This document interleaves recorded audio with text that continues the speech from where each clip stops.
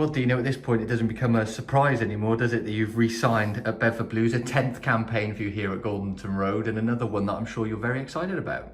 Yeah, definitely. I think it's always great, and it was never really a decision. And yeah, it's great to sign here again, and it's year number 10. So looking forward to it, and hopefully we'll roll into the season doing some stuff that we've done for the last 10 years. We'll speak about the team first. On the back of two fourth place finishes, it's been really good, particularly at home. We've made Goldenton Road a fortress again.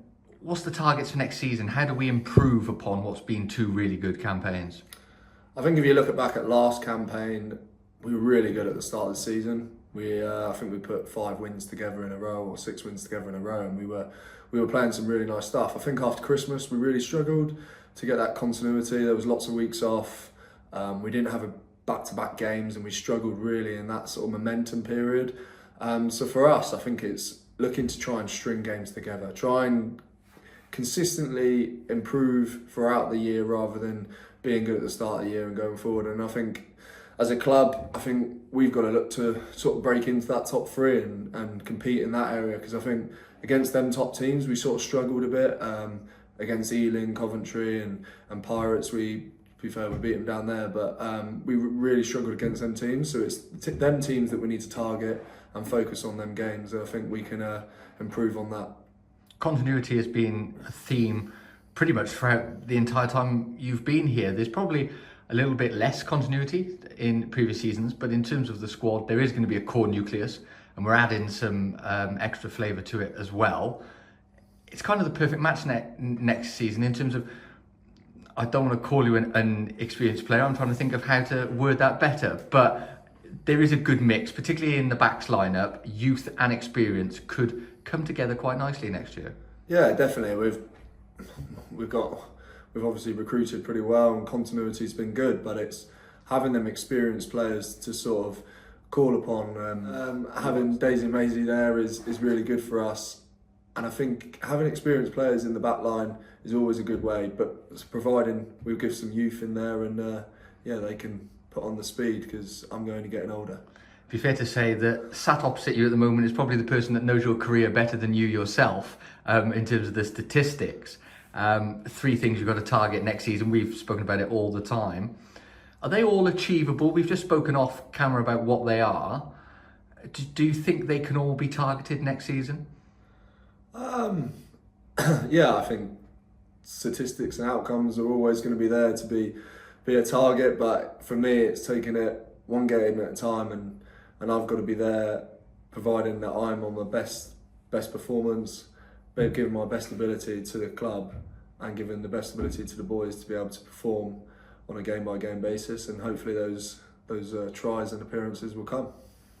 Let's look at next season. It is your 10th campaign. What supporters may instantly think, oh, he's in his 10th campaign, it's a testimonial year.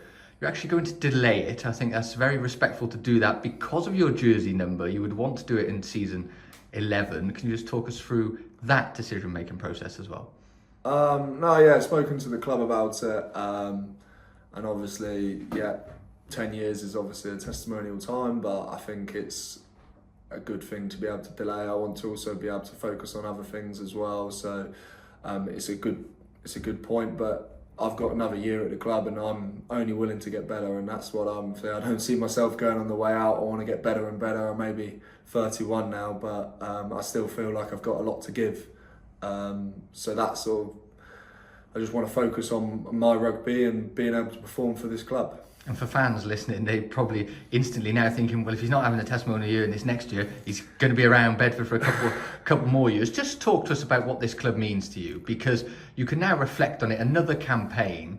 You've played pretty much your entire career here, and you talk about the fact that there's never a decision to make to stay here. Just talk to us about how important Bedford Blues is to you.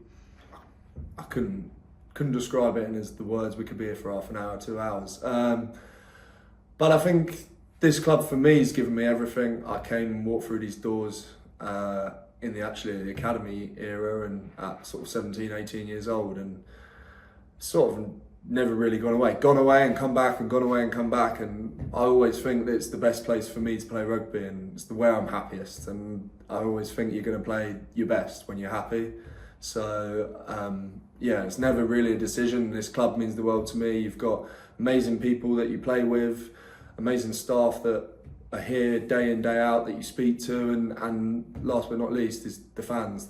They come out in their numbers, whether that's home and away, and having that support behind you is fantastic, and they've been great to me for the last 10 years. So I just carry on doing what I'm doing, and long may it continue, really. Well, Dino, congratulations on getting to a 10th season. Sure, we're going to catch up very soon. We'll let you get on to your first gym sessions. You've just said you haven't done a couple of those for a couple of weeks. A couple of weeks off, and then we'll see you in pre-season. Many congratulations. Cheers, everyone.